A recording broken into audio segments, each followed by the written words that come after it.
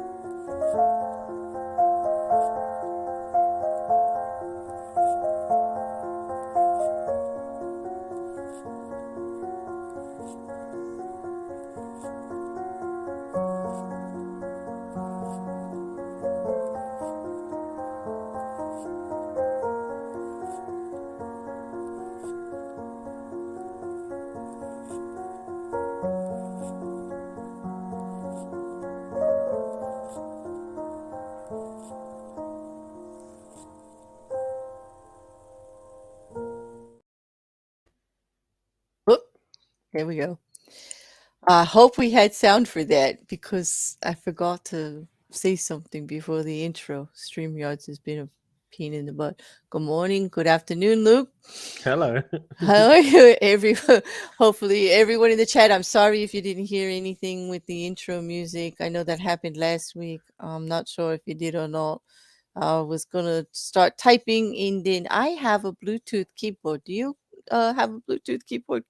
And sometimes they just don't want to Yeah, they just type. stopped working. Yeah. They just don't want to type. And I'm like, well, that was convenient, you know? Oh, thank you. Thank you, the Rocket Couch, for letting me know. Okay. Yeah, starting off with an oop. Like, hello, come on. This is early for me, people. So give us a little bit of grace here. But welcome. Welcome, Luke. We got a tough subject today for sure. For some people. So first of all, for everybody, especially for mods, if you want, you can type a small trigger warning if you want, but it's definitely, we're going to talk murder, and that's not unusual for my channel. Everybody knows that, but it's the type of murder we're going to be talking about. Familicide, right? And that hits home because it's can be small children, you know, wives. It gets a little personal. I mean, it gets a lot personal. It's family, so you know, just to take care of yourselves as always, people. Put yourself first. You feel a little uncomfortable, no harm, no foul. Take care of yourselves. Do what you need to do to make yourself okay. um so there we go. So on that, Luke, welcome. Thanks for having me. Yeah. And the other disclaimer, I didn't snap that picture of Luke at the crime scene. That is Luke is not a suspect in the Murdaugh murders, just so I you know. appreciate the alibi. Thank you, Claire. Yes, I can vouch for him. We couldn't find him at the time, but that doesn't mean he was in South Carolina. I mean, I do not believe he was here in the States at all. And he, you know, he would have travel papers to prove it. I'm sure he's in the clear. Well, everybody recognized the picture too. They're all saying like, "Yeah, we know you were there, Luke. We knew you did it." I've never seen any other pictures from the case, and I thought you just know me. I would just be like that. I would just like put you at the crime scene and make everybody wonder about it, right? Just a little hook there for them, but yeah, it's tough. I mean, the reason I wanted to talk to you about this is because I was quite intrigued with the fact that that this happened at all. That most of the time in these kind of murders, the first thing the defense says is he couldn't possibly do it. He's a husband and a father. Yeah. And that's the loan. And so I figured we could talk about, oh yeah, well, it's a thing. Like, it happens. Big cases too, from what I see, big famous cases everywhere. It's not Yeah, that. there's a yeah. Go on, go I on. mean, I think it's so rare that that most of the cases that we hear about this kind of thing make the news.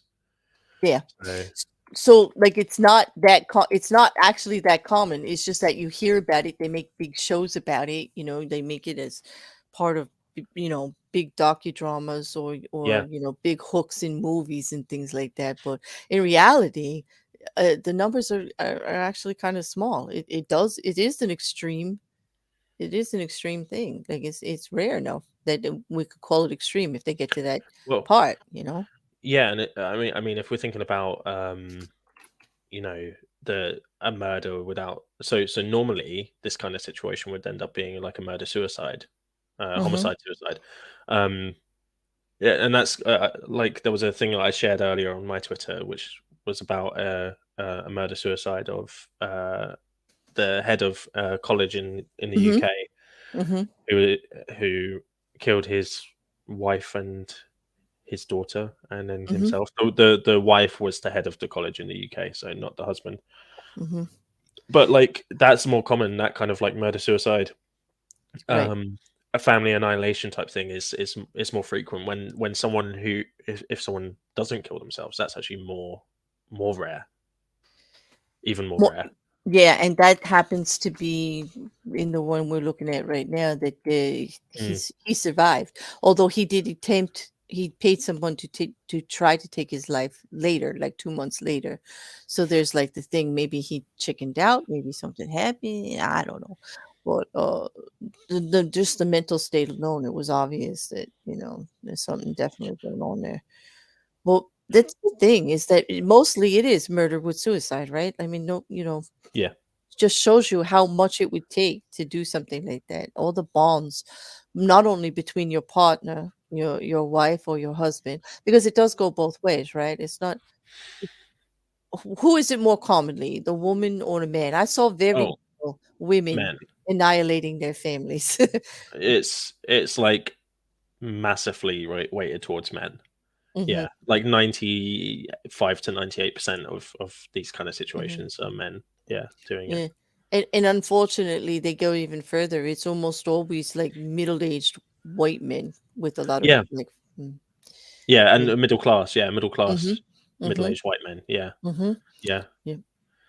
And I guess it's really interesting because it's like, when you think about the normal kind of rationales that are given to these kind of situations, people tend to point the finger at like economic, the economic situation, like living in poverty is Mm-hmm. is supposedly the folk myth around what causes these kind of situations, and it's not actually that. Like money does have an aspect to it, and I'm sure we're going to discuss that a bit later on, but money's not the central focus of um the reason this occurs. It's Mm-hmm. like factors that kind of affect these middle classes, and I think the reason that white people are kind of probably the um the biggest offenders is because they make up the middle classes more than other Right. ethnicities. It's those kind of factors that affect the middle classes that is going to leads to these situations. So the risk factors are exclusively for those people, and that's why we see it there. Right. So there's like financial pressures. There's social economic pressures. There could be embarrassment by upsetting the family unit at all. I saw a lot in regards to infidelities, anytime if they sometimes even unfortunately cases of abuse or something of that nature, or Mm, some kind of secret coming out, some kind of embarrassment to the family. um, but then we have the cases, like famous case here in America was Chris Watts. Do you know anything Christmas, about yeah, that one?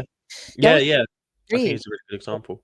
Yeah, because his issue may have been with his wife, and yet these two little girls, he literally put them in a drum far away. He had to drive them there. Like, Yeah, and he drove them there alive, didn't he? yes, they did. Mm, They did say after they found everything, that they were more than likely alive when he put them in the drums, and that is just heartbreaking. But yeah, it shows you that there's something definitely, at least as a layperson, I'm out here. I've got no background in any of this or familiarity, but it just seems that how extreme the situation must have been for him. Something twisted out. That's not like a normal reaction of someone being able to do that, a father. Yeah, and I guess it's one of those things because I think with this kind of behavior, I mean, all extreme behavior has extreme Hmm. causes. Like there's Hmm. nothing. But like people are just like think that Chris Watts is like a psychopath or that he's mentally ill. No, he's not. He's No. not a psychopath or mentally ill, but he does have um distortions in his thinking, which isn't Hmm. mental illness. That's just normal cognitive distortions. Is everyone has them, but to differing degrees, which Hmm. led to like the situation that he well the Right. yeah the murders. So Hmm. and I was thinking, like for him, it was kind of around he well first of all, I think he was having some level of economic issue or like some issues at work. It was, yep, it was pressure at work. He was Pressure at work. being demeaned in a way, like he Yeah, wasn't being giving full credit for something or accused of something else. Like, some of his credibility at work was being taken away at the time, which is yeah. a big ego thing, Yeah. Yeah, and then he was insecure probably anyway, um, and that insecurity led into his family and his economic position. That was what he based his sense of Hmm. identity on, basically. So his Hmm. sense of identity was based on I'm a man who has a family and who has this job which earns me enough money and that gives me my status. And this is a traditional trope for men. Um, Hmm. and when that gets broken down, that's when like these issues come about. And I think with Chris Watts, it was around he was having this economic pressure at work, which put stress on.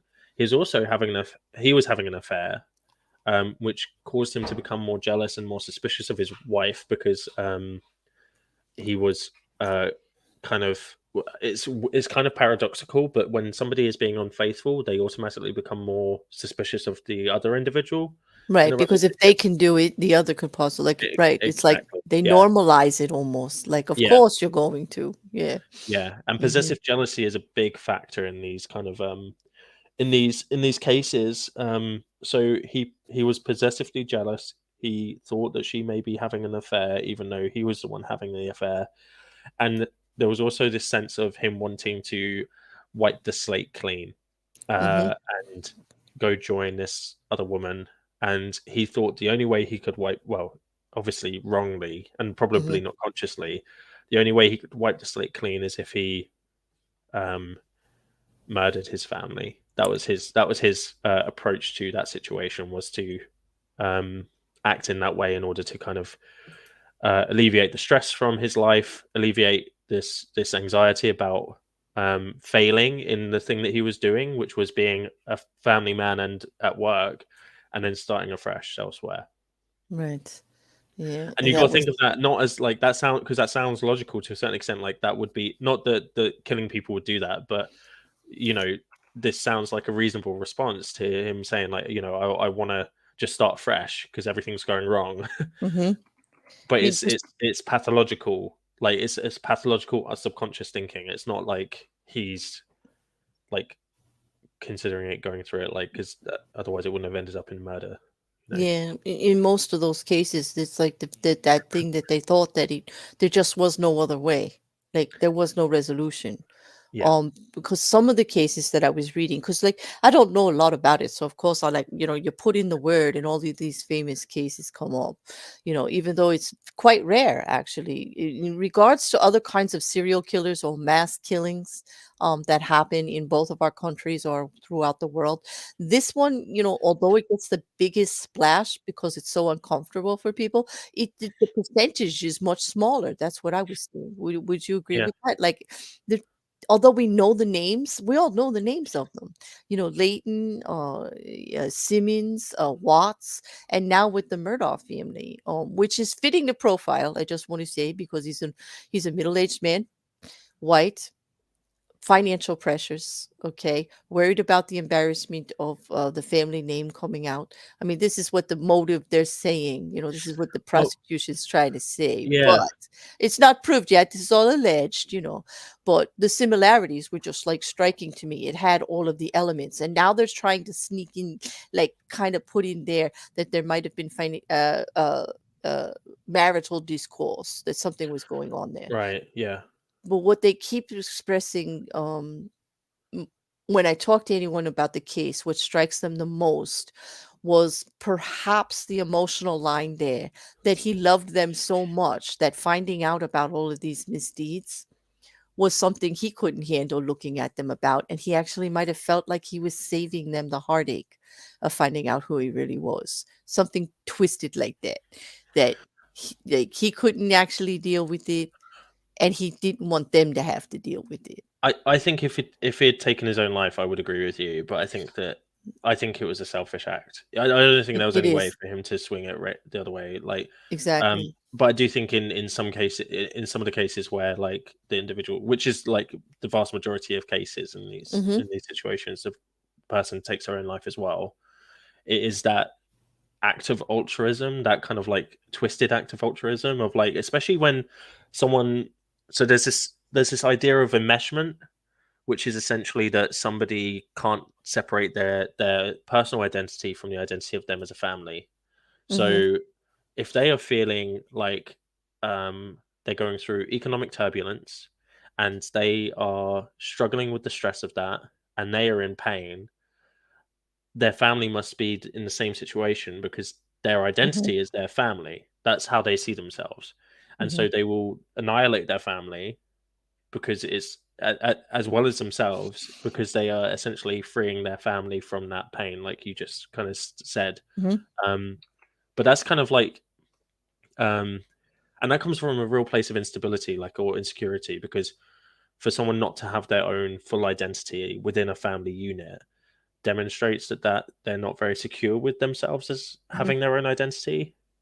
So a lot of this kind of stuff comes back to insecurity within relationships and within uh like, yeah, their family as a whole.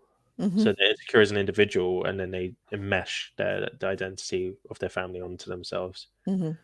Yeah. Or And yeah. there's the other side of it. Sorry, the No. other side of Go it, on. which is like they're just possessively jealous, and it's almost like an extension of domestic violence, where it's kind of like that line, that crossing that line to be like going from just being violent towards someone to especially if someone's gonna, like, the victim is trying to leave them, Mhm. then they will say, well, if you're gonna leave me, that's it.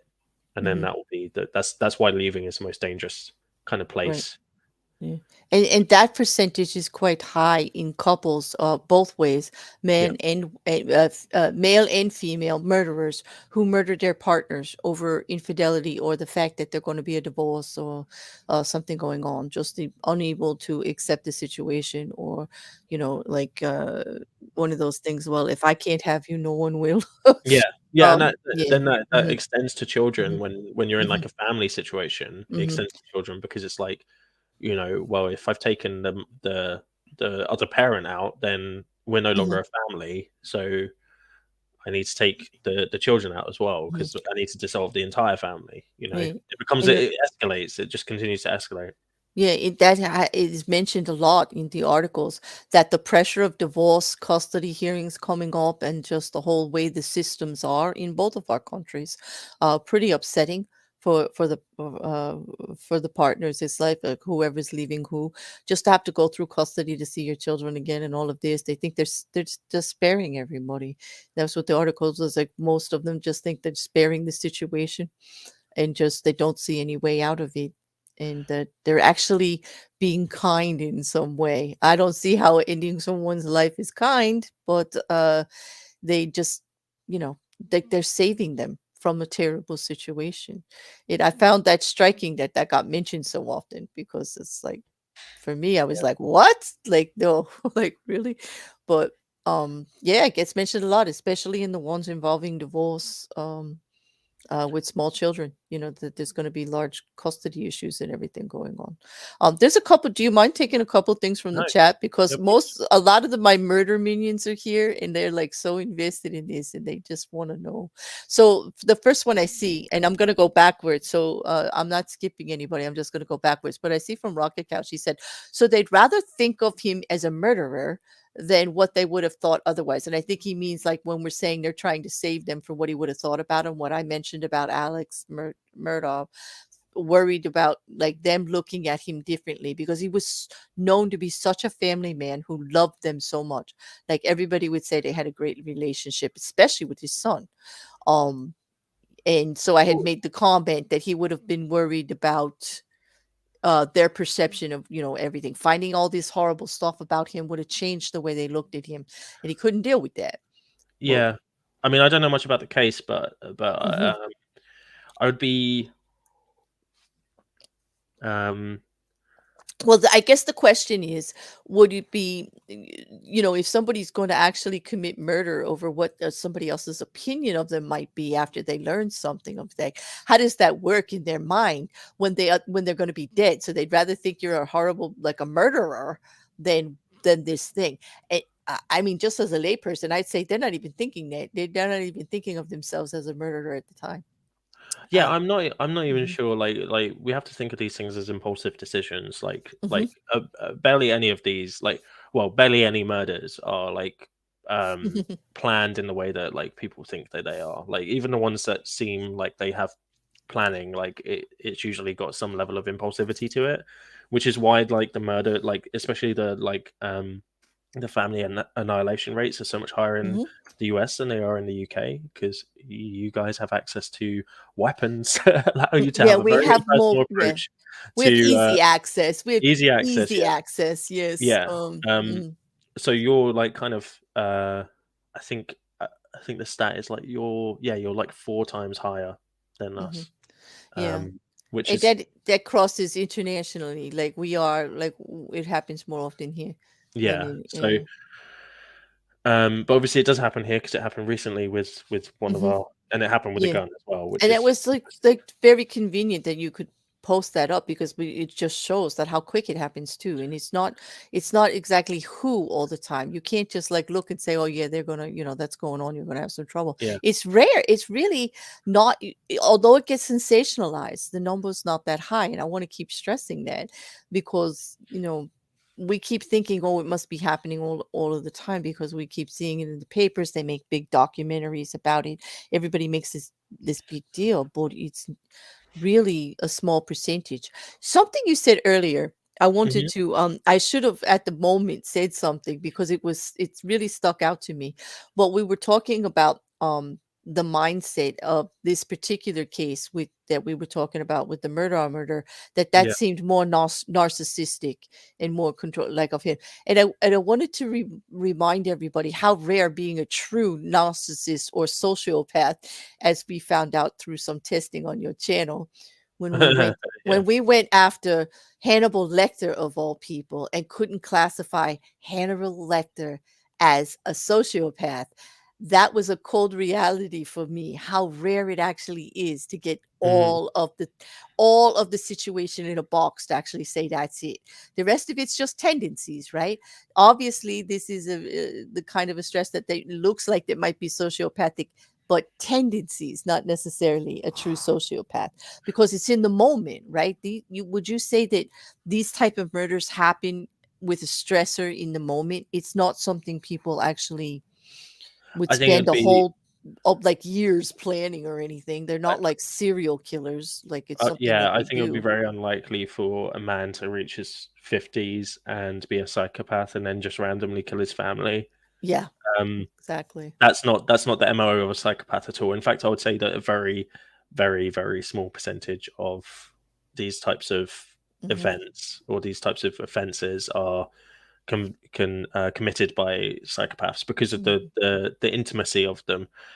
Like it's for psychopaths aren't just like, they're not the type of people to be like feigning having a relationship. Like, you know, if you watch Mhm. Dexter or something, then you might think Right. that that's how they work or something. But they're much more happy being alone. They can have Yeah. relationships, obviously, but Mhm.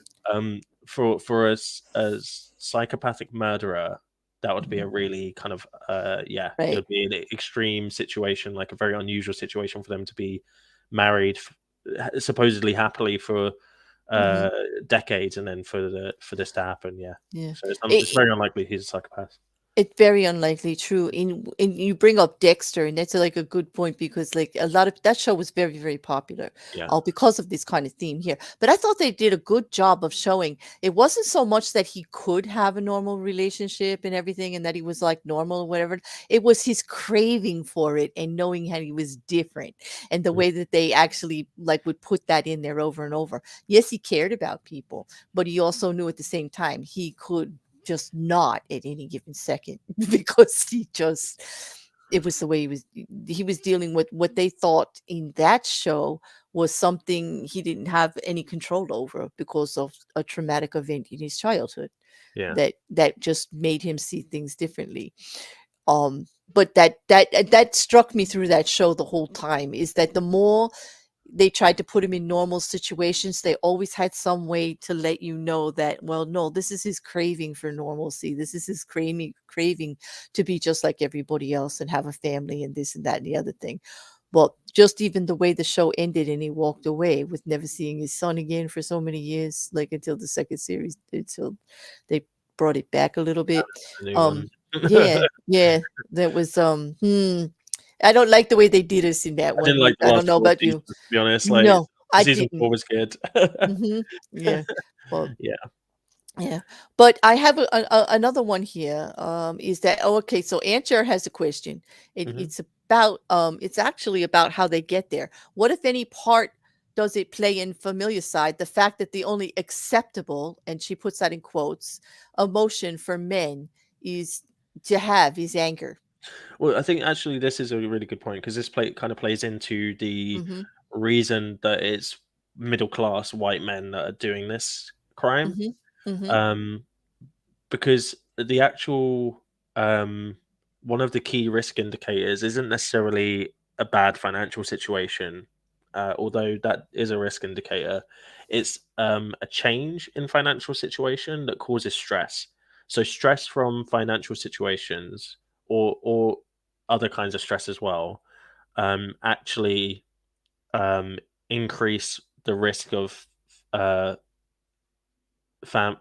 like family annihilation massively, Mm-hmm. alongside uh, the the the the biggest risk indicator is a history of domestic violence or abuse. So if someone has a history of domestic violence or abuse, and then there's also a new stress that comes into someone's life, probably financial, Mm-hmm. or potentially into personal with the partner, then that increases the risk massively. So that means that, like, for people who are just in low socioeconomic statuses,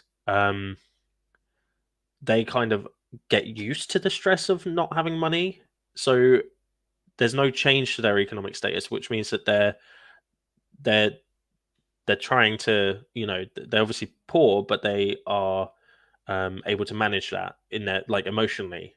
But for somebody in the middle class, if they have a sudden change to their economic status, then that's going to impact their stress levels. They're not going to be used to it, even if they can still manage with the money that they have. And that's going to be the thing that triggers the kind of the anger that is then kind of taken out on the family. So Mm-hmm. anger, yeah. So it's that bottling up of stress over a long period of time due to changes in financial circumstances or interpersonal circumstances, which leads to the like the increased likelihood of a family annihilation. Mm. Yeah. So yes, Yeah. Yeah. it So plays a big yes, role. it It was a plays a very big role. it does, And when they say like acceptable, it's just like everybody's always like, of course, yeah. Well, and I think it plays on traditional masculine tendencies, which are, or not tendencies, but Hmm. masculine tropes, like, you know, that men feel like, especially kind of like middle-aged men who maybe were brought up in, you know, the 70s or the 80s, and were taught to be tough and not show their emotions and stuff. Hmm. Them not showing their emotions means that they are um, and also feeling like they have to be the breadwinner for the family. So they are leading this family. They have to be the breadwinner. They can't show emotion. So one, they have a buildup of stress, and then the second thing is, if they fail, they feel like their family's going to fail. So, Right. and because they have this enmeshed identity with their family, a lot of them, um, then they say, okay, well, if I'm failing, my family's failing, and then perhaps, Claire, it's that altruistic act that they think they're doing of Right. releasing their family from their stress, or it's a case of revenge or anger against the family for limiting them in some way or holding them down, or it's that jealousy that maybe the wife is like, I can't take this anymore, I'm going to have to leave, and then it's Right. that. So there's multiple different reasons for it, but they all come from similar places. They all root at the same point, like a kind of, Right. and then spread out. Yeah. Yeah. I don't. There's a question here from me and Jer about the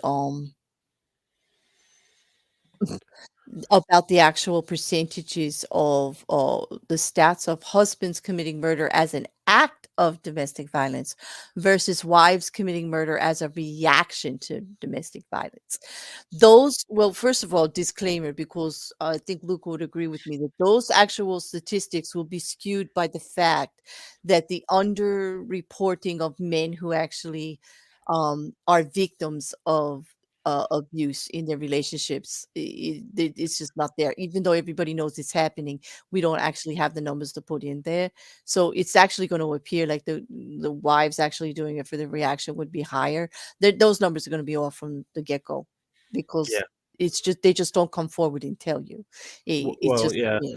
So I mean, this is there's a big problem with mhm, women committing offences in sexism. In that, mhm, there's I don't know if you've I don't know if we've discussed this before, Claire, but there's the mad or bad kind of argument. Men mhm, tend to be seen as bad. Women tend to be seen as mad. mhm. Um, We and get that, therefore, like, right, the man did it out of anger and because he does it, that's all he's got, and the woman did it, the mad crazy because, she had some she had sort of, issues. Yeah, yeah, she had exactly. issues. Yeah, and Yeah. there's usually a lot more sympathy towards women offenders. Mhm. Mhm. Um, and I think that this is a really complex question, because you have this kind of concept that's not really accepted of mutual abuse, which is where two people are like psychologically or physically abusing each other. In that situation, you tend to be like, okay, yeah, but the woman is usually physically smaller than the man, and the man is more capable of killing her. So in that situation, is it really mutual abuse? And I get that. I think that that's correct. But if the resulting outcome is the man getting killed, then I think that we have to consider that that was not a reactionary um, uh, incident. That was an act Mhm. of that was as much an act of domestic violence as if it was a man that killed their wife. Mhm. Yeah. Um, Yeah, and I I was think that, looking for statistics for her, so I found from the ojb.gov contains like a PDF file. I took it right from Google, just by searching Familicide with actual abuse, and that's what came up. So I'm sorry if the link isn't working, Jer, and I'm sorry to interrupt you, Bearded, but that's um I don't know. When I right click and open it, it's coming right up in Google and Chrome. So I don't know. It could just be the browser. But what I'll do is I'll make another URL with it and put it in the description later, you know. But and you know, Brian and I both agree that you do sound very much like Luke, of course. I'm so confused by that, You're by the so way. confused because you are actually Luke. So there you go. We don't try to hide the fact. Like we outed him as being at the Murdaugh Ranch. Like, of course we're gonna, yeah. It's like I it's was out, like, I was it's like, out. Yeah. why is Brian saying I sound like Luke? Yes. I'm Luke, At but first I thought it was like one of your mates like just coming in to like play, like just like, just to bust on you. Well, obviously it I is. don't know who But Brian yeah. is. So. We don't, yeah.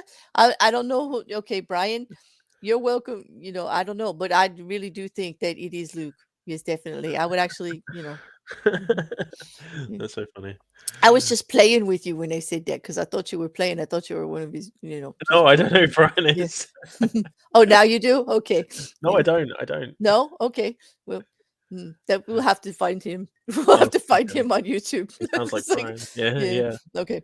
Um, Um, but just to get back on track, it is let me just see, I start a few more things for you. I did that one. Okay, we did that one.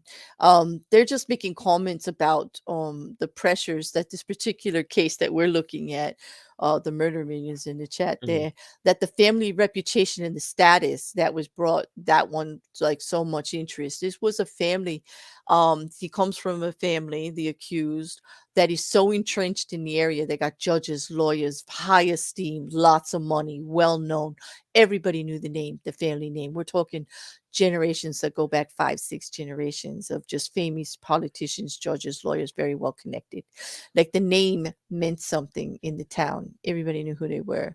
He was like a golden person at his law firm, the high earner. Everybody loved him, the schmoozer, very what appears now based on the situation to be manipulative, because the shocking part that I need to tell you, Luke, is that this man also, besides being accused of these murders, the pressure they're trying to say he was under was the fact that he has already now, a year, 2 years after the crime, have come forward 100 charges of financial misdeeds, stealing from clients, money laundering, bank fraud, all this kind of financial pressure.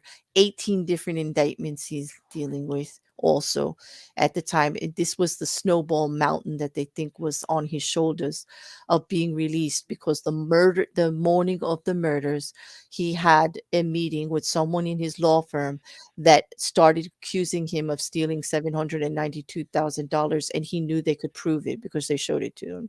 So like he knew that the rug was coming out from under him, and that big mountain, that snowball, the avalanche was going to start of all the information coming out on him. There was also lawsuits that he was involved with misdeeds, interference with his children. The son was going to be under indictment for a like a manslaughter type case. He was a underage drinker on a boating accident, and a young woman died, and he was finally, after a year and a half, indicted on those charges because, dad with all the influence, no charges had come forward because, like, they were making it was other people, it was this, that they did whatever they could mhm. to keep it off. But the pressure seems to have been there. Um, and I think the question is like, do you think how other people's look at you? And I think you answered this briefly before. When it comes to that, the head of the family like that, do you think how others are going to look at you really weighs in on it when you're going to be taken out like your whole family? You know. Um, I think that's part of it. Mm-hmm. I'm not sure if that's necessarily a Mm-hmm. conscious part of it. I think that it's because I think like what do we get stressed about? What makes us Mm-hmm. emotional? What makes us feel scared or feel like we need to flee or fight? Mm-hmm. Those are the things that I think, like, that's the kind of emotional like element to it that I think we're kind of considering in these situations a lot of the Mm-hmm. time is the more kind of like uh primal nature that we have in response to threats. Mm-hmm. Um, and I think that I mean, it is very complex to answer these questions anyway, because of the fact that a lot of the research is done post um, like the murder suicide, essentially. I mean, like people like Chris Watson, and if Alex Murdaugh is Murdaugh, is that right? Murdaugh. It's like Oh, Murdaugh. murder, Yeah, Murdaugh. I know you just changing murderer. his name. I it, couldn't say the name right that day, all day, because you did that. But yeah, like, if Alex yeah, Murdaugh hmm is yeah, the to do it, like these are very unique cases, and I think that there's going to be a lot of interest from the like kind of like criminologist and forensic psychologist kind of things to try and hmm figure out exactly what the reasoning was. But this is rare, and so trying to get the exact reason for these things Mhm. is tough, and it's usually very unique. Like Mhm. this particular set of circumstances that that occur to make this kind of situation happen Mhm. um, aren't always transferable, because each different person who gets into this situation has a different set of stresses that affect them, because people are individual. So for one man, it may be like the relational aspect, the jealousy, Mhm. the controlling behavior, and then for another man, it may be that he feels that he is kind of that similar level of possession. Because I Mhm. think the one thing I always say about anyone that kills anyone else is that in order to go through with that act, you have to dehumanize that individual and see them as either an object or a possession or something like that. Exactly. Mhm. You cannot go through with.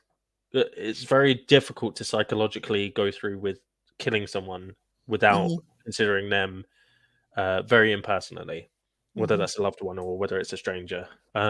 So for so that kind of like element of possession is kind of like could be one of the other factors, other than it just being about jealousy. It could be that I actually own this person, and if I'm having this external financial problem, then that Mhm. means that this person can't exist without me. So therefore, I need to not only take myself out, but they take this person out, or dropping this person will free me from the like the shackles that they've had me in, and I'll Right. be liberated to go out and so on. Which I think was a situation for Chris Watts. It was Mhm. if I get rid of my family, get rid of my work, then I'll be free. I can go off with this other woman, start a new life, and Mhm. it's very kind of like fantastical thinking. It's like the grass is greener stuff.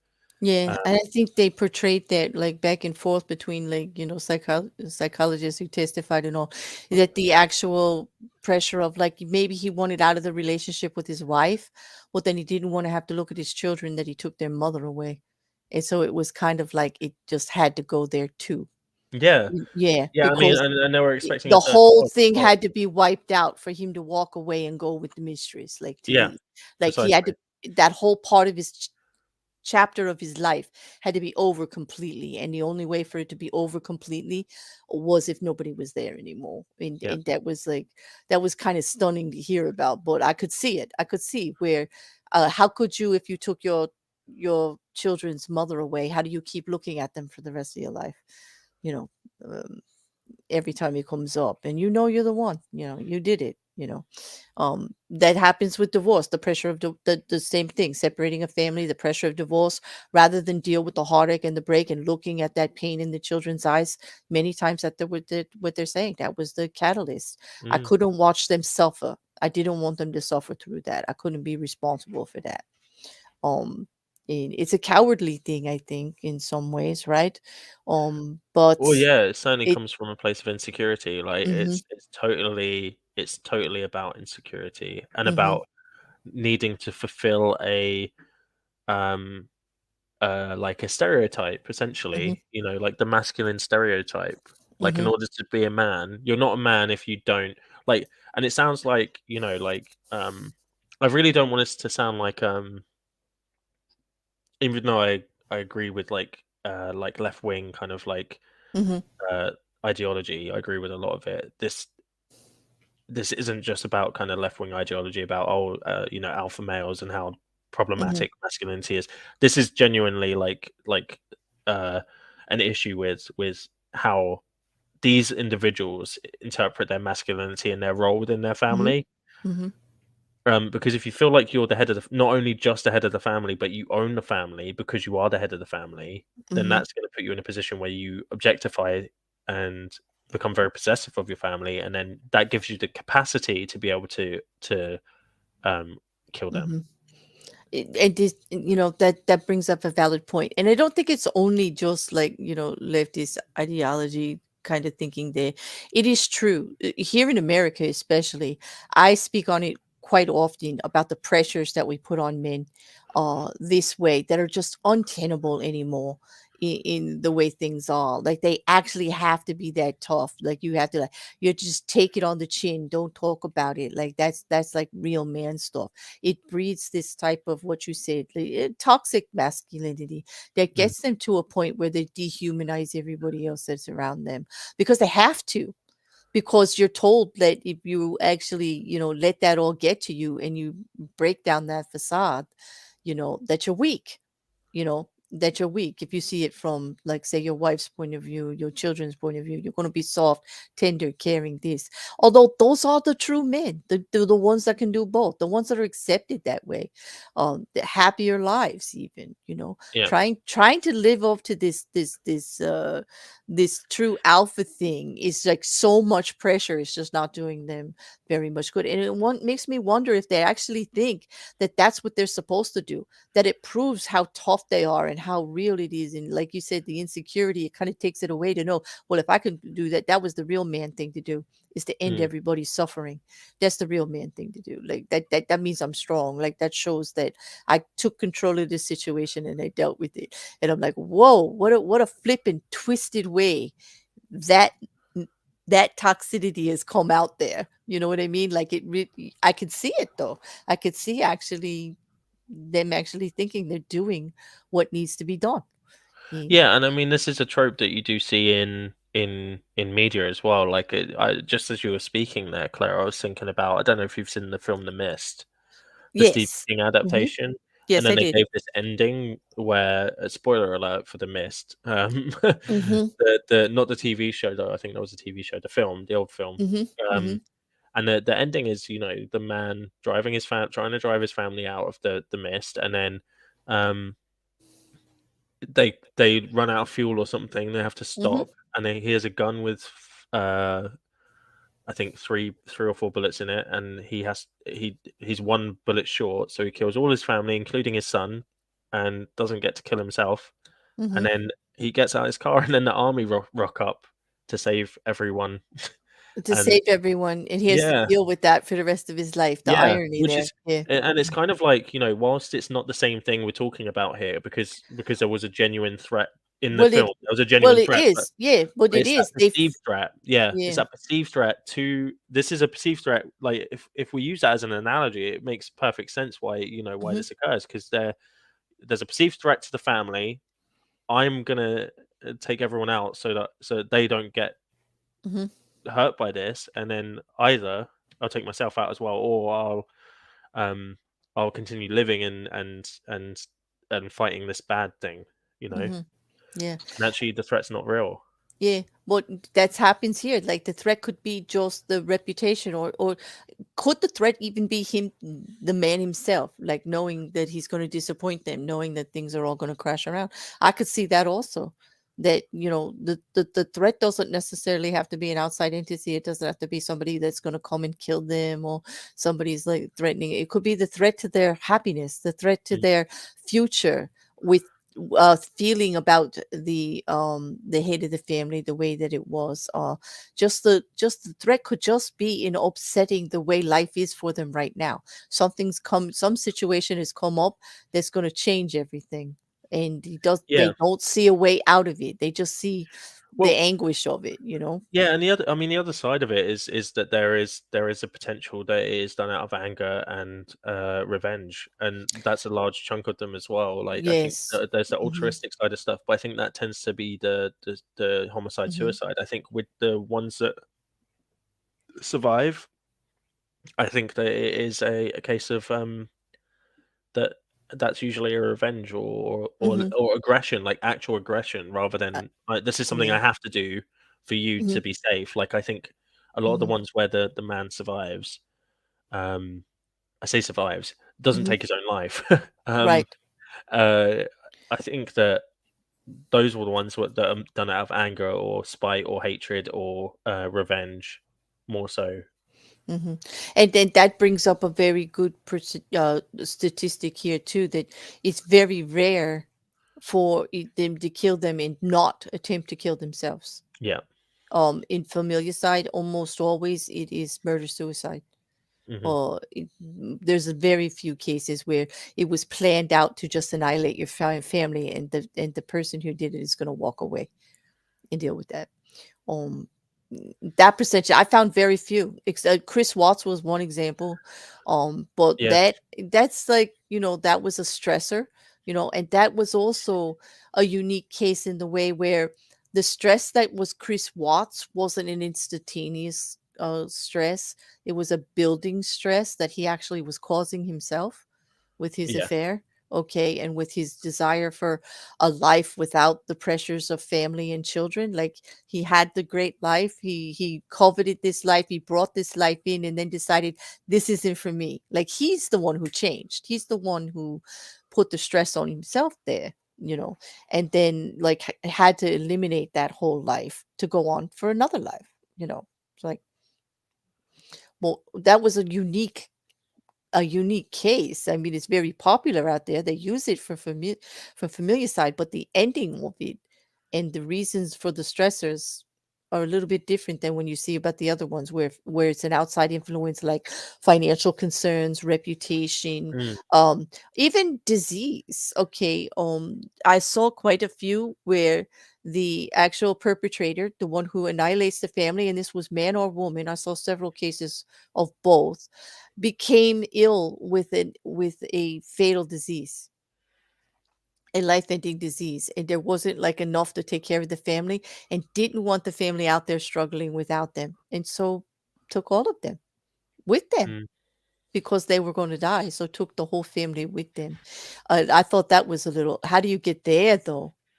That's an internal uh an internal stressor, right? When you're thinking about the end of your own life. Hmm. You, I mean, what is it, because they can't? You think it's because they can't picture them living without them? I Yeah, I mean, is think it it's that that? enmeshment, isn't it? Yeah, that Yeah, enmeshment. Their identity is the identity of the and family. and that would play a lot into what you said about them actually thinking like you own your family.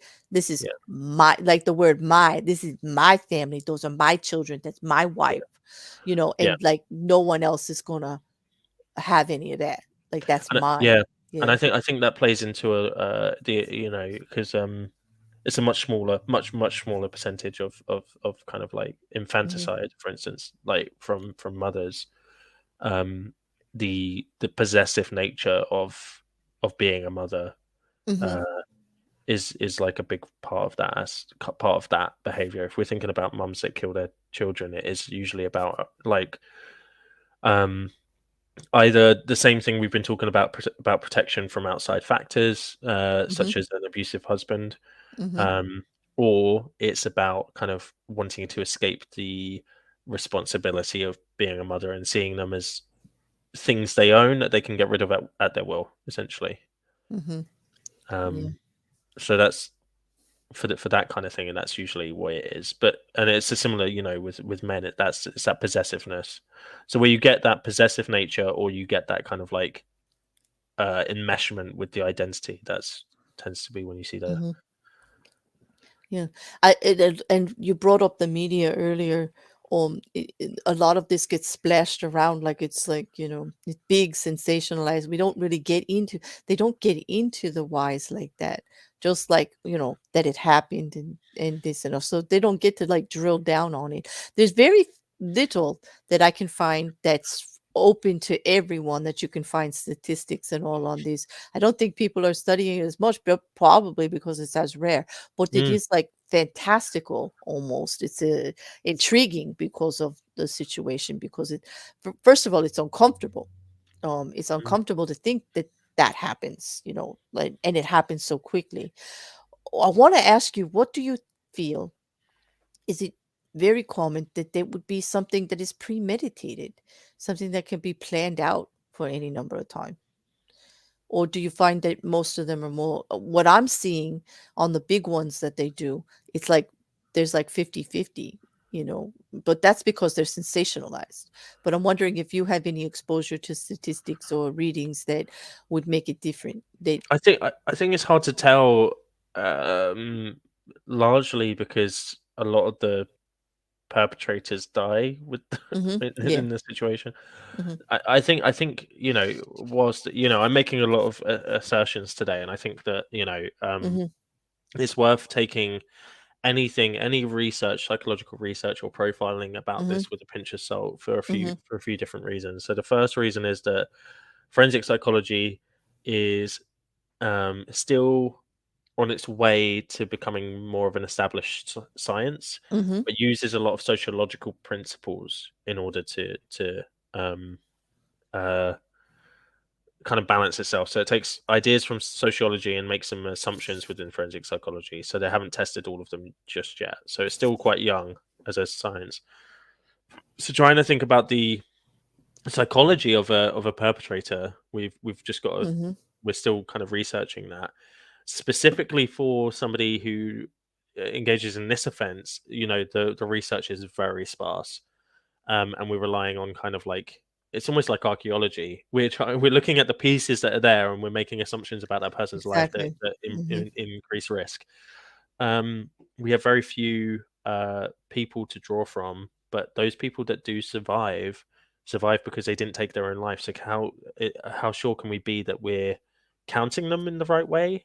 Because Mm-hmm. if we're going to use like Chris Watts as an example for why people kill their families, is it right for us to apply that to another murderer where he took his own life because it's a Right. different situation? Because most of them do. Look, or most Exactly. most of the cases that they're using on the studies is that they did kill everybody. I mean, there's a big one where the guy actually laid in wait for the rest of the family to show up for Christmas and everything. I mean, he took out his whole family. Yeah. They were adult children married with children, and he waited for them all to come one by one and annihilated like the whole Yeah. family. But this also was such a man who was so twisted at the time. He also, instead of killing himself right away, he went into town and attacked other people too outside of the family. So it was really strange. Like that particular case, he took out his whole family, Yeah. extended and everything, and then watched like TV or something. They say, like, they made it sound very dramatic. I mean, then he just sat around with the bodies. I mean, he literally covered the bodies, laid them all out as everybody was coming to the house for the holidays. Did this whole thing and then watched like a show and then like went into town and did a couple of randoms. And maybe he couldn't at that point take his own life and he was looking for somebody to do it to him. Well, yeah. I Yeah. mean, But I'm not sure that demonstrates that it wasn't premeditated, yeah. because I think that reminded me of Chris Benoit. Do you remember the Hmm. wrestler? Yes. I do remember that case came up. I remember this name, Yeah, Benoit. yeah. Yeah. So he killed his Hmm. family, went to an interview, Hmm. and then went back and then took his own life. Um, and that case was interesting because he seemed fairly like he was a bit jittery, but he seemed fairly normal at Right. the event, the interview he went to. Like, there's a photo of him between when he killed his family and when he got back Hmm. home, and Exactly. it's like, for me, that shows that there's a trauma response that we have called denial, which is like one of the most famous trauma responses that we have. And Hmm. this is the thing, like, I think, just as a disclaimer, as I Yeah. always say when we discuss this, Claire, and I know Right. that you Yeah. understand this, but I Hmm. just want to make sure everyone else understands this. Like, when I'm discussing this stuff, it's not excusing behavior at all. It's just providing reasons, like psychological Hmm. reasons for why things happen, Right. and it's also not sympathizing with people that engage in this Right. kind of Oh, yes, I behavior. think I think you don't even have to have a disclaimer that just because we're talking about familicide doesn't mean we advocate for it or we're Well, yeah, promoting or it. even Like, right, we're feel not even sorry for, yeah, sympathetic to the people that are doing it, of course, like that. But yeah, conversations like these need to happen so people understand the situations that we're yeah, looking at. yeah. Yeah. So with like a situation like killing your family, that is a traumatic situation, regardless whichever way you look at it. Like, that It's will trauma. induce a Hmm. trauma response, right? Hmm. So with Chris Benoit, my view of it, and I like, there may be other opinions out there on the internet, I don't know, but Hmm. my view of it is that he had these pressures. He also had he was using steroids, and Hmm. substance misuse is another key risk factor um, for familicide, because it kind of reduces inhibitions, increases impulsivity, increases aggression in certain people. Mm-hmm.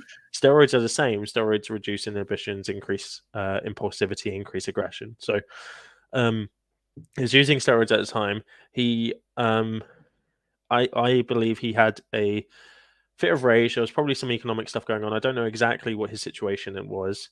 Mm-hmm. Um, he then went into a trauma state where he was denying what he'd done, went away from it, did what he needed to do for the day, came back, realized he'd done it still, and Mm-hmm. then decided to take his own life. And I think that that's how it all pieced together for me. So Mm-hmm. there are situations where people get into these things.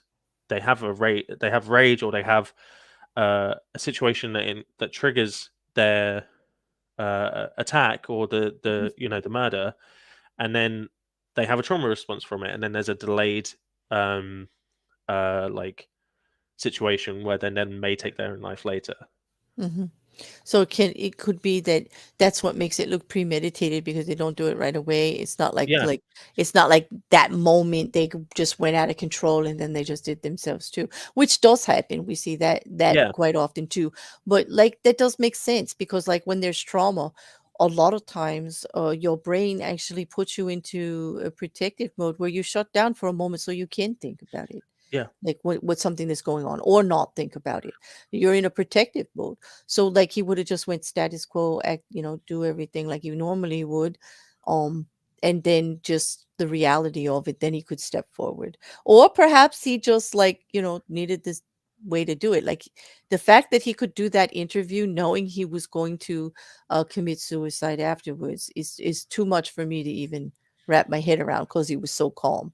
I think it's more like you said, the trauma result, like he was in a state uh that maybe like a brief time out, his mind was protecting itself, and then he goes back and he sees what he does. He doesn't have any choice but to face the reality of it, and then he takes action to what he's going yeah, to do, either call the police and tell them what he did, or you know take his own life, which he chose to take his own life. So yeah, trauma, yeah. even And if there's a you're few people. causing it yourself, trauma, like Yeah, that's the thing. yeah, It's a traumatic event either way, whether you're the one responsible or not.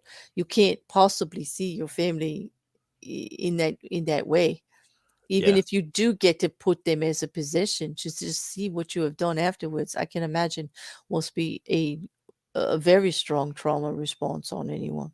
yeah. You know, And people are mentioning like I the forgot what. CME, yeah. Yeah, I yeah, was yeah. going to ask you about Cognitive that. If uh, devices or something. Well, Um, that does affect how you think, right? They're saying well, that the yeah, I mean, it's synopsis inflammation of the brain. disease. Yeah, I yeah. think I Mhm, would. I mean, it's difficult to say exactly because it's one of those things that like it can like any kind of like swelling of the brain can impact people in a number of ways, and we don't really have a real understanding of how brains work. mhm. Yeah. Like we have a decent understanding of how they work some of the time, but I think that like it's kind of one of those things where if he had it, then it probably played a role, but what role it played, we don't really know. But I Right. don't think like I think if you were to do a study around familicide and Mhm, substance misuse, then you're going to get a connection there, and I think a lot of those substances are going to be potentially like testosterone boosters or stuff mhm, like that, like so I think that like whilst it probably played a role, I'm not sure if it was the inciting thing. Like it was probably mhm, one of the ingredients, but not necessarily mhm. like I think Right. everything else had to be right for that to happen as well. It did, and it's not unreasonable to think it would contribute the way that they are. What little information we have on it, because it's still being studied so widely too, is that it does affect like how they're thinking and things like that. It could be absolutely contributory, in a way, but would it be the main reason? Maybe not. You never know. Like most of the time, it's outside stressors. But that's been clear. Like even if that outside stressor is something uh the person is actually creating themselves. like in the case of Watts, where he's making the outside stressor the life he wants with someone Mm. else. Okay, he's creating that himself by getting into an affair or whatever, but it's still an outside stressor in the way, like it wasn't inside the family, except for how he felt about it. You know what I mean? Well, it, it's what it. The pressures alone, it just seems like pressure alone in today's society is a big thing for a lot of this stuff, whether it be familicide murder or even aggression murder. We're seeing mass shootings increase. We're seeing a lot of things increase. In what's scary for me is the pressures causing people to think of it in much more of a dehumanizing kind of Mm. way. Just getting to that state where you're not really seeing, the big picture of people as people anymore. That's scary for me. Yeah. That's very scary for me lately. What I do, we got like just a little bit more time. I want to bring up just one thing, to give you a few moments on it. The rock account had brought up a good question, and I know you were going to need a couple of minutes to talk to it, to talk about it, because this happens a lot when we're dealing with this, because I cover true crime. I cover true crime, and we have so much to deal with on it because media is covered with it. Like I watch Discovery ID, we watch forensic shows, but just coming from forensic psychology, which is, Yeah. let's be honest, that's why you're here, right? Because I'm fascinated with that aspect of Mhm. psychology. It works well with what I'm trying to wrap my brain around with all these cases. I talk to you about this stuff a lot because I want to get the angle of it. I watch your shows on YouTube about it and how you approach it, especially with some of the, when we did Amber Heard and Johnny Depp, and we talked about how she was being diagnosed with these personality disorders and all, and then going back and seeing how that might portray into what had happened. But here, specifically, the question is about you shows like Criminal Minds that get into behavioral analysis. And how much do shows like that actually get it right, in your opinion? Based on your studies, speculative, just your opinion. Like, we don't have to talk facts and procedures here or anything, but how are you feeling about it? So I've seen a few episodes of Criminal Minds. I haven't seen loads. Mhm. Uh, Criminal Minds is, and yeah, correct me if I'm wrong, therefore, but it's about offender profiling, isn't it? It is. It's the behavior. It's about the BAU here in the United States, which is the Behavioral Analysis Unit, being elite, and how they actual profile the criminal. They profile the criminal, the offender. It's about serial killers, mass killers, offenders, like that way, Right. and how they profile what they would be thinking, who they are, just based on what they find. They build out who it could possibly be. A white Yeah. male of this age that has that kind of job, that had this kind of stressor. They go into great detail on it. But always on the behavioral aspect of it. They're like getting into the mind. They're like, be one with the offender, be one with the killer, kind of thing. Okay. So it is controversial. Mhm. So the so criminal profiling has been around probably, I think, like since like the 70s, to be honest. Right. Like It's rather new, actually, when you think about it. it's new. Yes. Yeah. It's Mhm.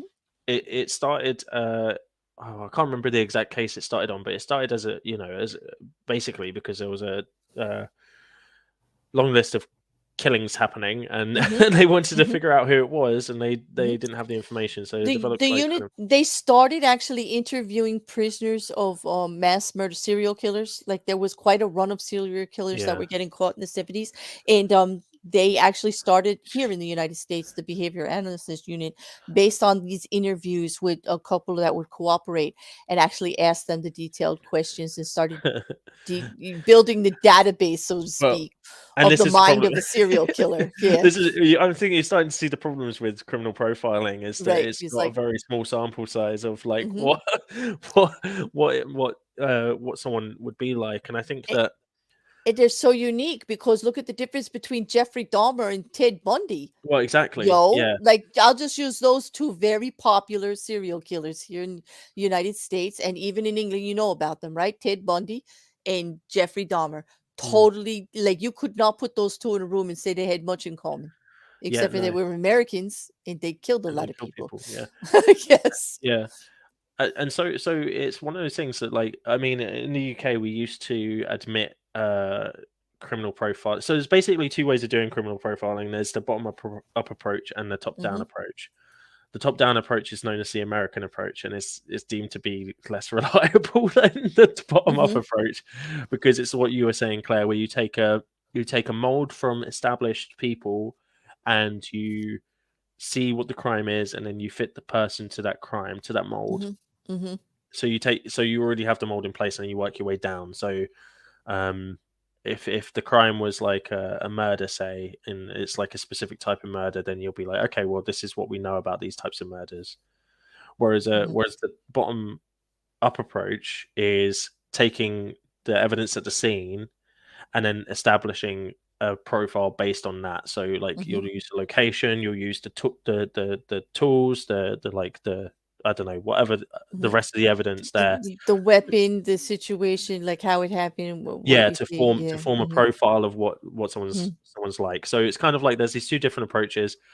Um, they're both really unreliable, like extraordinarily so. They started out quite well. There was a few high profile like killers and stuff caught using criminal profiling. Peter Sutcliffe, I don't know if you know Peter Sutcliffe, Claire, but Peter Sutcliffe was a murderer in the UK, also known Mm-hmm. as the Yorkshire Ripper. Mm-hmm. He was they profiled him, they profiled the killer, and he was not caught as a result of this profile. He didn't fit the profile, so there was there was a point where he was Exactly. going through a traffic stop and he was let go because he didn't fit the Yeah. profile. Because it's Um, almost like serial killers like the fact that you're profiling here because they're very unique, actually. And yeah. they like the fact that you are making assumptions and you're making Well, generalizations when they're doing this profiling. They're trying to drill it down farther, but yeah. they're eliminating whole groups of people at Well, the and the same problem with time. the Yeah. Yorkshire Ripper was that they were also using, as part of their profile, they were using a piece of evidence. A man had sent in a audio recording claiming to be the killer, and he had an accent from a different part of the country Right. to where Peter Hmm. Sutcliffe was from, and they were like, okay, well, he must be from this part of the country. So their profile was based partly on that piece of evidence, which was false, but they Hmm. relied so heavily on it that he got away from Hmm. it. Yeah. um, and it's yeah, basically, I don't know if it's the same in the UK, but criminal profiles are only ever used now to help police Hmm. investigations, and they're not used Hmm.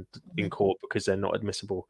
So Yeah. you can't say that, like, Alex Murdaugh Right. Fits a did profile. the Right. murder Right. because he fits the profile of the murder. And I Exactly. genuinely believe that's a really good way of thinking about people who are coming up to trial. If they fit a Hmm. profile, okay, but it doesn't matter, like, It because the doesn't evidence matter. has to fit. The Yeah, evidence has to fit, and that's the thing. A profile is just a profile. It's like a what if.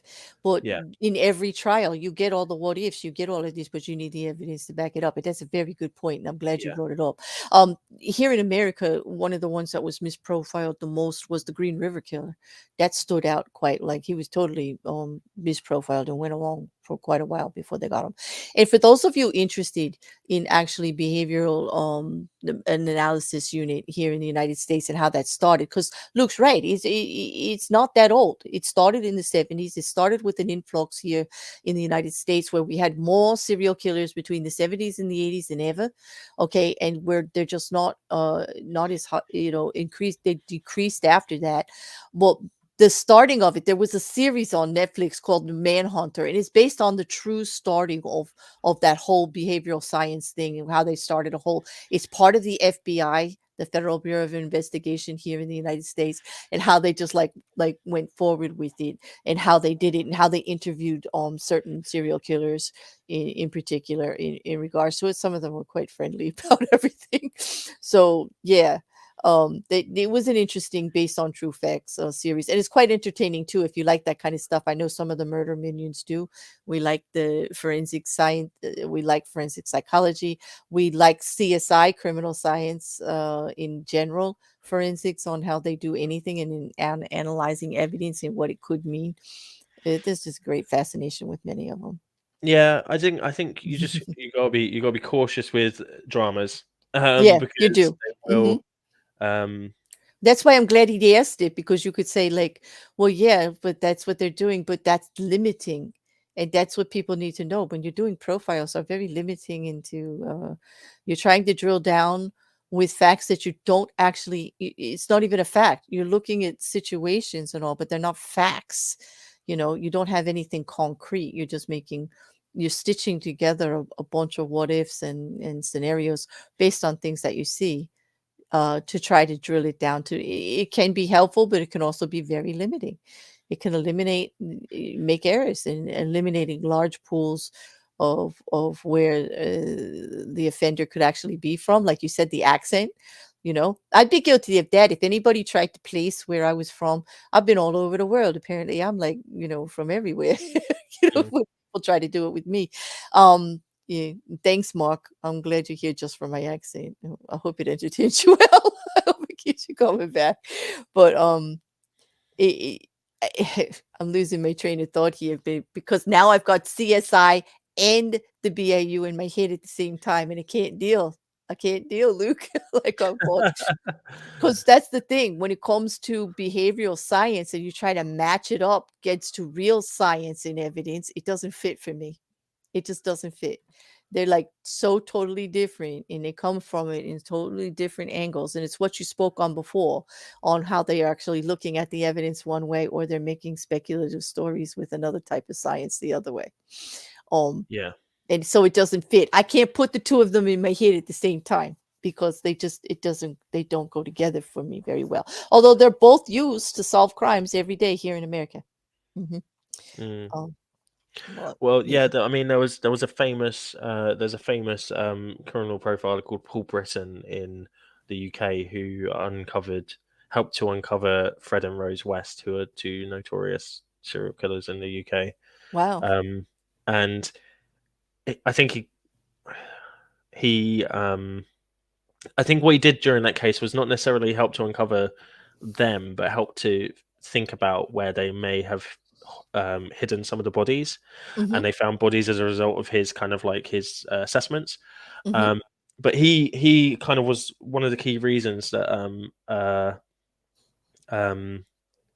criminal profiling was eliminated from courts, Mm-hmm. because I think there was a couple of cases, I can't remember exactly what Mm-hmm. ones, where, and one specific case where he advised on the case, profiled, and then they ended up arresting the wrong person, and the other Mm-hmm. person was at large whilst this was happening, and they then was Mm-hmm. like, well, this is actually wasting our time and putting innocent people at risk. Mm-hmm. So yeah. Yeah. So a lot of times they'll use it for investigation, or they'll use it for like an angle of I where it think they, goes. But yeah, it never makes it to the court system, because it is like that. It could go either way. and It's a even the bad police, thing. they're kind of like, it's advice to the police rather than anything else. It's nothing. It if it guides an investigation, it's being used wrong.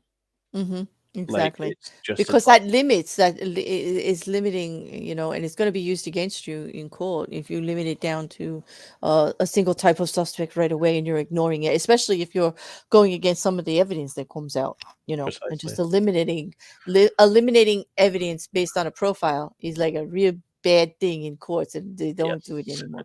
So that brings me to the point that we are probably not going to hear from a psychologist on this case right now, saying, I don't know. They do have a couple of people on the witness list. I don't know if they're going to be coming up and saying about Familicide, but I wanted to talk about it beforehand in case we heard about it, because the statistics are so small. I don't know how anybody could go up there as an expert and say it's this way. Well, yeah, a Like, forensic psychologist wouldn't be coming in and saying mm-hmm, this is he fits a profile. They'll mm-hmm, be providing assessments of his mental state, mm-hmm, and if there's any pathology, or if there's any like kind of like mm-hmm, pathological behaviors, like personality disorder type stuff, mm-hmm, or substance misuse or alcohol mm-hmm, misuse, or if there's like like an aggression measure that they have, they'll be doing that kind of thing, rather than mm-hmm. saying, he's got the characteristics of what we would want to see, or what we would expect to see in somebody who would have committed this crime. Right. I think in the aspect of this case, just one more question on that, because here, when I'm looking at it with what I told you about the other financial crimes that are all coming to head, just Hmm. the amount of them, he was stealing from every single person he knew for like 10 years, more, even 20 years. He's known these people. It's a South Carolina, southern little town. Everybody's a homeboy. They know each other. They grew up through school, college, everything together. They're all practicing law together. He stole from his partners. He stole from his brother. He stole from his clients, which was the prestige of his reputation. Like quite boldly. And these aren't like just allegations and like, oh, it just looks that way. There's actually some of the cases are solved already, especially with the bank fraud and for the attempted defrauding of insurance, where he hired someone that he was involved with a pill addiction with to try to kill him after these murders. 2 months after these murders, with all these charges being put against him, he hired somebody to shoot him in the head, and the guy couldn't do it. So then he took the gun. And here's the thing. He didn't successfully shoot himself in the head either. It kind of just grazed the side of his head. Um, um, so like Well, okay. in this particular instance, what struck me yesterday that I spoke on was this smarter than everybody in the room kind of theory. This man wasn't going to take his own life, I don't think. Um, he was going to try to find a way. He does believe he's smarter than everybody else, and he's kind of proved it, stealing from his partners under their nose for how long, and all of this. And he's got this like double life to me, because he's talking about a pill addiction he's had for 20 years, and yet he's got a loving family. No one sees any signs of it. Nobody's actually saying, listen, he's acting like a drug addict, Well, nobody yeah, but sees it. the people that Yeah. would have seen that are no longer there to testify against it. Exactly. And so all these little things are coming forward, where his life might have been changing. He's got this double life, this facade of this happy, loving family, and yet the son is going to be put up in an indictment for a wrongful death suit that week. Okay, financial charges are coming down on his head. His wife's wedding ring, gets found under the seat of her car. She had obviously taken it off. There was something going on there, because she never does that. But there's definitely like a lot of outside stressors, but I don't see the one where he would actually be committing suicide, like because he would have had the opportunity at the time. Mm. And it looks a little. Were the financial crimes found out prior to the murders, He knows all about them, obviously, because he's done them. Okay. And they were or so long were and they so public habit forming. They were or going being to be. investigated? That morning, he had a meeting with the CFO, the chief financial officer of his partnership, his law firm, who actually laid out to him, I know that you got paid the $792,000. And that was a year ago, and you never reported to us. And we're going to have to be looking into this. What's going on? It was And that was prior actually to the told. killing. Right. And then his father was rushed to the hospital. He got a phone call. So they tabled that conversation. But he had just enough of that conversation to know that they were going to be investigating at the law firm about him. His friends and family right there were going to be investigating him And for then it. his family died the same day. That night. Yeah, that night. Yeah. Hmm. Yeah. Okay. Stressors. Yeah, that's what I'm saying. Like, because they keep saying, but nobody knew about it yet. I said, you're missing the fact that he knew all about everything that he's done in the last 20 years. That's the Yeah. stressor. He's the one who knows what mountain's coming on his head. Well, Nobody and had to tell him. Yeah. Nobody had to tell him. imagine that situation. Okay, so you've been doing something fairly Hmm. illegal for a prolonged period of time, a couple decades, right? Hmm. And there's a point where you may not be scared of being found out anymore, but you're still anxious about it. Yeah. It builds up. That stress builds up, right? And Hmm. maybe there's a point where there's some you're suspecting infidelity in your family. You are stressed about this incident with your son. I don't know about that. This is Hmm. all just information you've just told me, Claire. Right. So Right. As I'm and then just and then dropped it and on then your cold, just like suddenly that. this Too. 20-year long thing that you've been doing wrong Hmm. gets put into the air. What do you do? like Panic, that panic, yeah, panic, panic. yeah, Yeah. panic and react, like Hmm. react.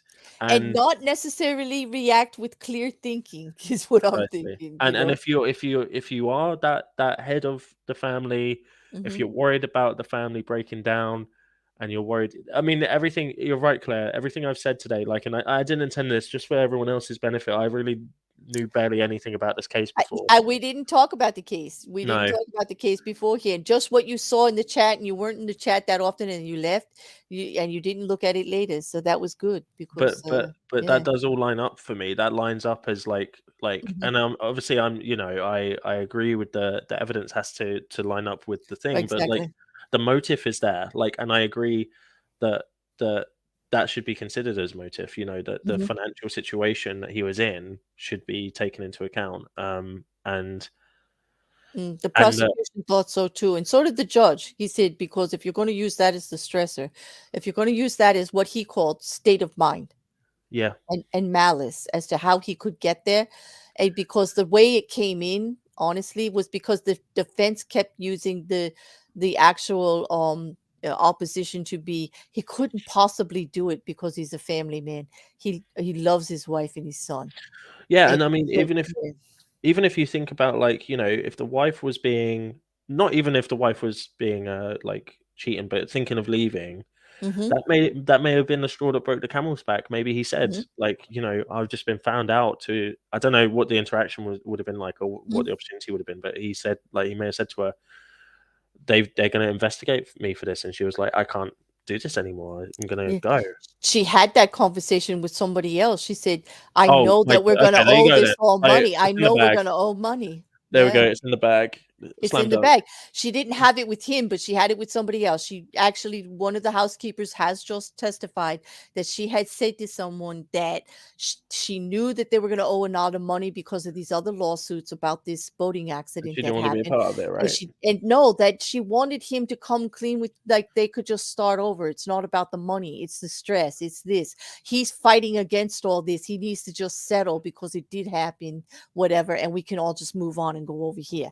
There was going to be opposition in how he was handling it, so to speak. Right. Not Okay. to mention the financial. It wasn't like she was dangling it over his head, so to speak, that, oh my God, our lives are going to change because all this money is going to be gone.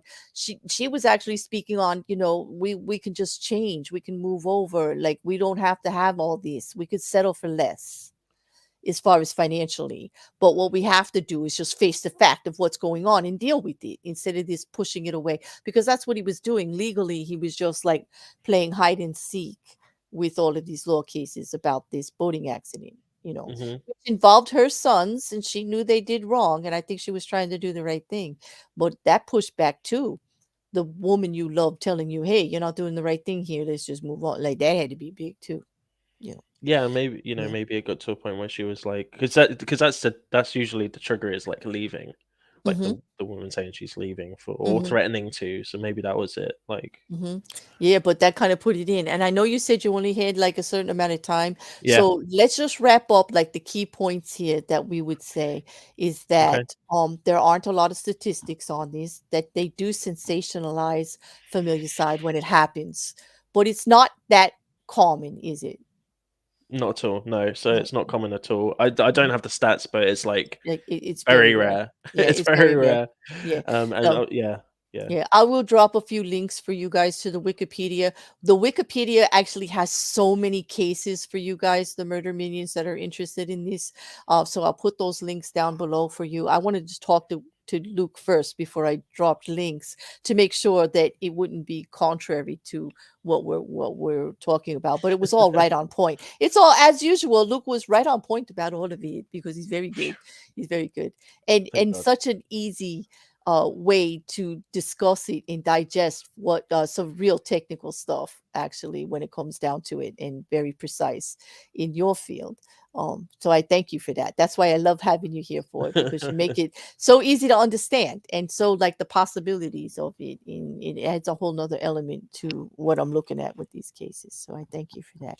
Is there anything else besides the rarity that you want them to leave with, to make sure that we focused on? Yeah, I suppose there's one final thing that I think is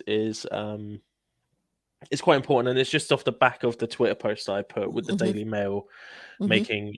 making out like the head of the Epsom College Mm-hmm. uh, was was the cause of the death, Right. or cause of the murder, because basically, I don't know if you saw, the Daily Mail basically said that she Mm-hmm. was to blame because Yeah, she distressed. Yeah. Why? I don't. because she was, yeah, apparently because she was she was doing better than him uh in her career, that that's the reason that That's he a killed. horrible thing to put out there. Like, But yo, it's the way they Daily worded Mail it. Yeah, blaming the victim. Really? yeah, Come on. yeah. Like that's wow. It's the way Yeah. they worded it. So just to be clear, that even if somebody is doing, even if the victim cheats on the perpetrator, Mm-hmm. there is no blame for the victim in any of these situations. There is Exactly. no provocation that deserves Mm-hmm. being killed. So Right. just to make sure that we avoid even Mm-hmm. inadvertently saying that kind of thing, because it is uh, Mm-hmm. wrong. Right. It Basically, is that's all. never. It is never the appropriate. Murder is never the appropriate response to any wrong that's being done you. No. Okay, it's not right in revenge. It's not right in retaliation. It's not right for to solve any pollution. I think that's what Luke is trying to say. That's exactly what I'm trying to say. You said Yeah, it much better yeah, than yeah. Murder is not the answer, people. Okay, never in any case has it ever been proven that murder was the right choice. Never has been, never will. Okay, we can me. stand behind that, right, Luke? I mean, if Yeah, anything, we'll stand 100%. behind that. That it's rare, and no, you shouldn't do it. Yeah, don't Yeah, do it. Don't do it, people. exactly. Just stop. Exactly. Yeah. Yeah, value human life always. It's never that you're going to be responsible for your actions. Believe me. Hmm. Regardless of the stressor, regardless of the situation, there's got to be a better way than that, for sure. But I thank you, Luke. I'm going to let you free because I know you got big plans today. But thanks for taking some Yeah, I time. got fish and And chips. yeah, fish. Well, fit. Hey, those are big plans. Like, yes, Yeah, you got malt vinegar because then that's it. I'm gonna have to kick yeah, you of now. course. Better get to. All Yeah, right, that's not it. vinegar. Yeah, We're done. We're done, everybody. Because malt vinegar and fish and chips, they rule. fish and Okay. chips. Yeah, Yeah. Thanks again. I look forward to talking to you again really soon. And for those of you that know that Luke Bearded Heretic, he's over there on Monday, every other Monday still now yeah. This on Monday is Answers coming. to Reason. Yep. Yeah, yeah. And So we're doing. the links are below. You can follow him on Twitter. That article that he's talking about from the Daily Mail is over there. I'm gonna look for the actual article and put it down there in the links for you too. Thanks for hanging out, everybody. Thanks again, Luke. Enjoy the rest of your weekend, and I will. I'll see everybody else later tonight. And of course, for the Murder Minions, back to court on Monday. We'll see you. Have a good one, all. That's Thanks, Luke. bye. Thanks. Bye.